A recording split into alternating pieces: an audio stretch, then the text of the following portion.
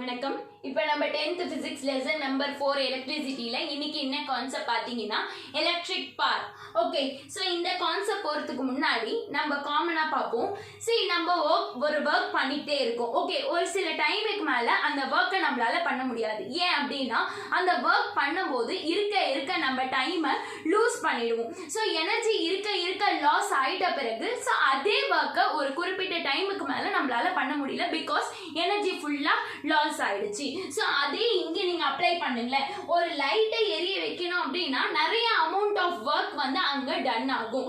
அப்ப அந்த work ton ஆகும்போது இருக்க எலக்ட்ரிக் எனர்ஜி யூஸ் ஆகிக்கிட்டே இருக்கும். சோ எவ்வளவு எலக்ட்ரிக் எனர்ஜி யூஸ் ஆகுதோ அதை தான் நம்ம எலக்ட்ரிக் பவர் அப்படின்னு சொல்றோம். ஓகே, சோ இந்த எனர்ஜி பாத்தீங்கன்னா அப்படியே அதர் ஃபார்ம் ஆஃப் எனர்ஜியாவும் கன்வெர்ட் ஆகுது. ஒரு பெஸ்ட் எக்ஸாம்பிள், நம்ம லைட்டை ஆன் பண்றோம். ஓகே, ஸோ லைட்டை ஆன் பண்ண உடனே என்ன ஆகுது அப்படின்னு பார்த்தோன்னா கரண்ட் ஃப்ளோ ஆகும். அப்போ எலக்ட்ரான்ஸ் எல்லாமே என்ன ஆகும், மூவ் ஆகும். அந்த மூமெண்ட்ல வந்து எனர்ஜி வந்து என்ன ஆகுது, இருக்க யூஸ் ஆகிட்டே போகும். அதுக்கு பிறகு அப்படி தப்பிச்சு ஒரு சில எனர்ஜிலாம் வெளியே, எலக்ட்ரான்ஸ் எல்லாம் வெளியே வரும். ஒரு சில அமௌண்ட் ஆஃப் எனர்ஜியும் வரும். அது அப்படியே லைட் எனர்ஜியா மாறுது. ஸோ எலக்ட்ரிக் எனர்ஜியா இருக்கிறது லைட் எனர்ஜியாவும் மாறி எனர்ஜியை யூஸ் பண்ணிக்குது. சோ இத தான் நம்ம எலக்ட்ரிக் பவர் அப்படின்னு சொல்லுவோம். ஓகே, இதுக்கு ஒரு ஃபார்முலா கொடுத்திருக்காங்க. Power is equal to work done by time. இப்ப ஒரு பெஸ்ட் எக்ஸாம்பிள், நீங்களும் வேலை செய்றீங்க, நானும் வேலை செய்யறேன். ஓகேவா? சோ நம்ம ரெண்டு பேர்ல யாருக்கு பவர் அதிகம் அப்படின்றத செக் பண்ணலாம். எப்படி நம்ம செக் பண்ணுவோம்? எவ்வளவு வேலையை எவ்வளவு மணி நேரத்துல பண்றாங்களோ அவங்களுக்கு தான் பவர் அதிகம் அப்படின்ட்டு காமனா சொல்லுவாங்க. கரெக்டா?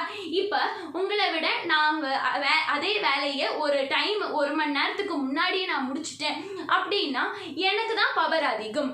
சோ நீங்க ஒருவேளை நீங்க டைம் ஒரு மணி நேரத்துக்கு முன்னாடியே நீங்க முடிச்சிட்டீங்க அதே வேலையை, ஒரே வேலையை அப்படின்னா உங்களுக்கு பவர் அதிகம். இல்ல என்னை விட நீங்க ஒர்க் அதிகமா பண்ணி இருந்தீங்கன்னா நீங்க பவர் அதிகம் அப்படின்னு சொல்லுவோம். இப்ப ஒருத்தவங்களுக்கு பவர் எப்படி அப்படின்றத நம்ம டிஃபைன் பண்ணுவோம். அவங்க எவ்வளவு வேலையை எவ்வளவு மணி நேரத்துல பண்றாங்கன்றத வச்சு நம்ம அவங்களுக்கு பவர் இருக்குன்றத டிஃபைன் பண்ணுவோம். சோ அதெல்லாம் இங்க உங்களுக்கு ஃபார்முலாவா கொடுத்திருக்காங்க. Power P is equal to work done by time. எவ்வளவு ஒர்க்கை எவ்வளவு மணி நேரத்துல பண்றாங்க அப்படின்றது தெரிஞ்சதுன்னா நம்ம பவரை கால்குலேட் பண்ணிடலாம். சோ பவரை P ரெப்ரசன்ட் பண்ணிருக்கோம், ஒர்க் டன் W ரெப்ரசன்ட் பண்ணிருக்கோம், டைம் T ன்னு ரெப்ரசன்ட் பண்ணிருக்கோம். சோ இத நம்ம ஈக்குவேஷன் 1 அப்படின்னு போட்டுக்கலாம். ஓகேவா? இப்போ நம்ம ஒரு எலக்ட்ரிக் பவருக்கு ஃபார்முலாவை டிரைவ் பண்ண போறோம். நீங்க கேட்கலாம், சோ பிகாஸ் இந்த ஃபார்முலா இருக்கு இது போதாதா? நோ, இதல வர்க் டன்னும் போது அதுக்கு என்ன அமௌண்ட் கொடுப்போம்? இப்போ லைட் எரிய வைக்கிறோம், எவ்வளவு அமௌண்ட் ஆஃப் வர்க் டன்ன்றது நம்மளுக்கு தெரிய வராது. ஒரு சர்க்யூட் போடும்போது நம்மளுக்கு வர்க் டன் எவ்வளவுன்றது தெரிய வராதுன்றது காரணத்தினால நான் ஃபார்முலாவை மறுபடியும் டிரைவ் பண்ண போறேன். சோ என்னோட ப்ரீவியஸ் வீடியோ பாத்தீங்கன்னா ஹீட் எனர்ஜி அப்படின்ட்டு உங்களுக்கு வீடியோ போட்டிருப்பேன். அதுல பாத்தீங்கன்னா ரெசிஸ்டர் அப்படின்றது ரெண்டு எண்டு வந்து ஏபின்னு ரெப்ரசன்ட் பண்ணிருக்கேன்.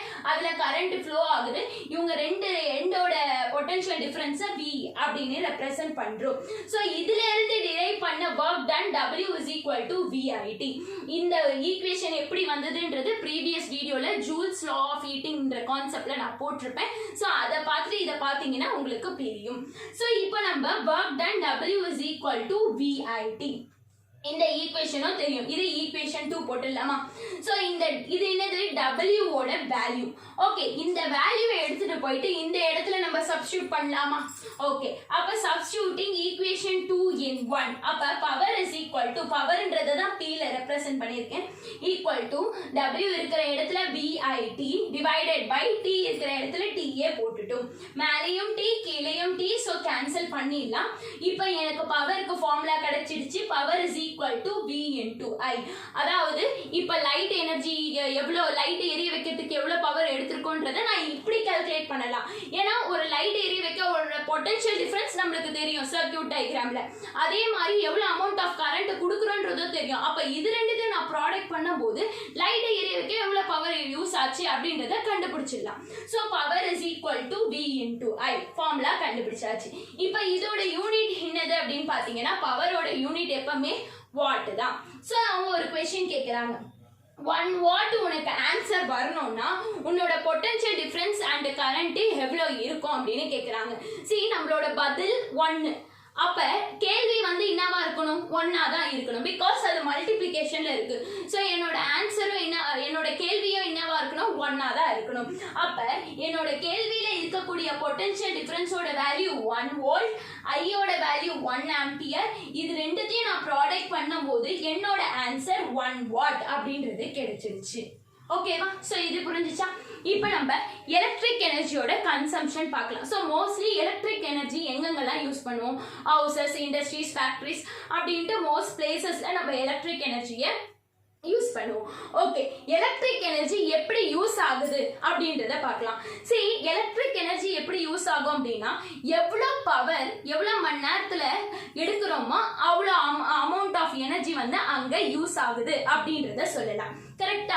சி, இதுக்கு ஒரு ஃபார்முலாவே நான் டிரைவ் பண்றேன். Work done is equal to power into time. C, நம்ம ஈக்குவேஷனை பாரு. ஈக்குவேஷன்ல ஒர்க் டன்னை தான் நம்ம கண்டுபிடிக்கணும். ஏன் ஒர்க் டன்னையும் எலக்ட்ரிக் எனர்ஜியும் சம்மந்தப்படுத்துறேன் அப்படின்னா, எவ்வளோ அமௌண்ட் ஆஃப் நம்ம ஒர்க் பண்ணியிருக்கோமோ அவ்வளோ அமௌண்ட் ஆஃப் எனர்ஜி கண்டிப்பா யூஸ் ஆயிருக்கும். அதனால இந்த இடத்துல ஒர்க் டன்னு நான் எலக்ட்ரிக் எனர்ஜியா போட்டுடுறேன். அப்ப நம்மளுக்கு ஒர்க் டன் தான் தேவை. அதனால நம்ம என்ன பண்ணிடலாம்? டிவைட்ல இருக்க டைம் மல்டிப்ளைக்கு கொண்டு போயிடலாம். அப்ப work done is equal to power into time. இப்ப கிடைச்சிச்சா? அந்த work doneன்றது ஒண்ணும் கிடையாது, அது வந்து எலக்ட்ரிக் எனர்ஜி. இதோட யூனிட் பாருங்க. work done is equal to power into time and இதோட யூனிட் பாத்தீங்கன்னா watt second. எப்படி watt second போட்டனா, பவரோட யூனிட் watt, டைமோட யூனிட் செகண்ட். சோ இதோட unit watt second. work done and electric energy are same. Okay, இப்போ ஒரு எக்ஸாம்பிள் பார்க்கலாம். 100 வாட் பவர் கொடுக்குறேன் ஒரு பல்புக்கு.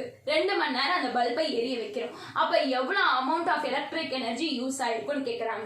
ஸோ எலக்ட்ரிக் எனர்ஜி ஃபார்முலா தெரியும். பவரையும் டைமையும் மல்டிப்ளை பண்ணால் எலக்ட்ரிக் எனர்ஜி எவ்வளோ யூஸ் ஆயிருக்குன்றது தெரிய வந்துடும்.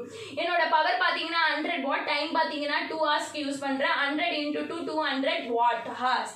ஸோ வாட் ஹவர்ஸ் இல்லை வாட் செகண்ட்ல தான் நம்ம கொடுக்கணும். நான் டைரக்டாக அப்படியே வாட் ஹவர்ஸ் அப்படின்னு போட்டிருக்கேன். ஓகே, சி, இதுதான் இப்படிதான் எலக்ட்ரிக் எனர்ஜி எவ்வளவு கன்சியூம் ஆச்சு அப்படின்றத நம்ம கண்டுபிடிப்போம். இது பாத்தீங்கன்னா ஸ்மாலர் அமௌண்ட் ஆஃப் கரண்ட். இங்க பார்த்தனா எலக்ட்ரிக் பவர் கம்மியா இருக்கு, 100 வாட் தான். இதுவே நீ உனக்கு பவர் வந்து அதிகமா இருக்குன்னும் போது நீ வந்து வாட் செகண்ட்ல எக்ஸ்பிரஸ் பண்ண முடியாது. ஸோ பெரிய அமௌண்ட் ஆஃப் எலக்ட்ரிக் எனர்ஜி உனக்கு பாஸ் ஆகுது அப்படின்னும் போது அதுக்கு நம்ம என்ன யூனிட் ரெப்ரசென்ட் பண்ணுவோம்னா கிலோ வாட் ஹவர். ஸோ பெரிய அமௌண்ட் ஆஃப் எனர்ஜி வருதுன்னும் போது நீ போயிட்டு வாட் ஹவர்ஸ்ல கொடுத்துட்டு வாட் செகண்ட்ல கொடுத்துட்டு போயிட்டே இருக்கும் வேல்யூ. ஸோ அதனால அதை மினிமைஸ் பண்றதுக்காக large amount of electric energy use ஆச்சு அப்படின்னா அந்த இடத்துல நம்ம கிலோ வாட் ஹவர் அப்படின்ற ஒரு யூனிட்டை ரெப்ரசென்ட் பண்ணிக்கலாம். ஸோ KWH அப்படின்றத தான் கிலோ வாட் ஹவர்ன்ட்டு ஷார்ட் ஃபார்மா போட்டிருக்காங்க.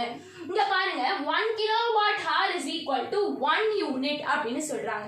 ஏன் 1 kilowatt hour is equal to 1 யூனிட்னா, உங்க எலக்ட்ரிசிட்டி பில்ல பாத்தீங்கன்னா 1 யூனிட் 2 யூனிட் 3 யூனிட் இன்னும், அதாவது ஒன்றும் கிடையாது. ஒரு யூனிட் அப்படின்னா நீங்க 1 கிலோவாட் ஹவர் அளவுக்கு எனர்ஜியை யூஸ் பண்ணிருக்கீங்க.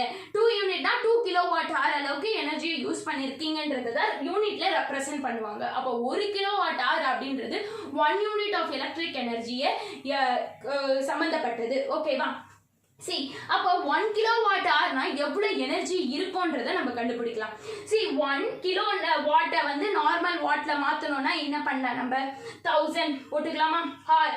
அப்போ 1 ஹவருக்கு 60 மினிட், 60 மினிட்டுக்கு 60 செகண்ட். ஸோ 60 இந்த 1000 1 into 1000 1000 0 2 0 இங்க போட்டு 6 6 36. இப்போ மொத்தம் எத்தனை 0 இருக்குதோ அதை நம்ம ஆன்சர்ல போட்டுக்கலாம். 1 2 3 4 5. ஸோ क्वेश्चनல 5 0 இருக்கு. ஸோ ஆன்சர்லயும் 5 0 போட்டுறேன். மீதி பாத்தீங்கன்னா 36 and 1 இருக்கு. 36 into 1 வந்து 36. ஓகேவா? இப்ப எத்தனை ஆன்சர்ல எத்தனை 0 இருக்கு? 5 0 இருக்கு. அந்த 5 0 எழுதுறதுக்கு பதில் ஆன்சர்னும் போது மினிமைஸா கொடுக்கணும் நம்ம. சோ 5 0க்கு பதில் நம்ம 10 பவர் 5 போட்டுடலாமா? சி, 10 பவர் 5னாலும் ஒண்ணுதான், 5 0வை ரெப்ரசென்ட் பண்றதும் ஒண்ணுதான். இப்படினாலும் ஒண்ணுதான், இப்படிதான் ஒண்ணு. சோ நான் ஆன்சர் சின்னதா வேணும்ன்றதுனால இப்படி இருக்கிறத 10 பவர் 5 போட்டுடுறேன். அப்ப 36 into 10 பவர் 5. இப்போ எனர்ஜியில் எக்ஸ்பிரஸ் பண்ண போகிறோம். எனக்கு இன்னும் வேல்யூவை மினிமைஸ் பண்ணணும். இதுக்கு மேலே நம்ம எப்படி மினிமைஸ் பண்ணலாம்? பாயிண்ட்டை கொண்டு வர்றது மூலமாக மினிமைஸ் பண்ணலாம். பாயிண்ட்டை எப்படி கொண்டு வரணும்? எப்போவே ஒரு நம்பர் தள்ளி தான் கொண்டு வரணும். ஸோ 3க்கும் 6க்கும் நடுவில் பாயிண்ட் வரணும். பாயிண்ட் வரணும்னா நம்ம என்ன பண்ணணும்? டிவைட் பண்ணாதான் பாயிண்ட் வர வைக்க முடியும். ஸோ நான் கீழே மட்டும் 10ல் டிவைட் பண்ணக்கூடாது. இது ஒரு வேல்யூ மாதிரி. ஸோ மேலேயும் நான் 10ஆல் மேலேயும் 10 கொடுக்கணும், கீழேயும் 10 கொடுக்கணும். அதனால நான் மேலேயும் 10 டிவைடட் பை கீழேயும் 10 கொடுக்குறேன். இங்க கீழே இருக்கிற 10க்கு பதில் இங்க ஒரு புள்ளியை வச்சிடுறேன். அப்ப 3.6 நம்ம கோல் பண்ணது கிடைச்சாச்சு. இங்க ஒரு 10 இருக்கு, அதாவது இங்க 1 அர்த்தம். 5 + 1னா கீழே பேஸ் சேமா இருக்கு. அப்ப 5 + 1 6. அப்ப என் ஆன்சர் கிடைச்சாச்சு. 3.6 × 10⁻6 ஜூல். 1 கிலோவாட் ஹவர்ன்றது எவ்வளவு அமௌண்ட் ஆஃப் எனர்ஜின்னு பாத்தீங்கன்னா 3.6 × 10⁻6 ஜூல் அமௌண்ட் ஆஃப் எனர்ஜியை தான் 1 கிலோவாட் ஹவர் அப்படின்னு சொல்றாங்க. ஓகே, ஸோ நெக்ஸ்ட் வீடியோவில் நெக்ஸ்ட் கான்செப்டோட மீட் பண்றேன்.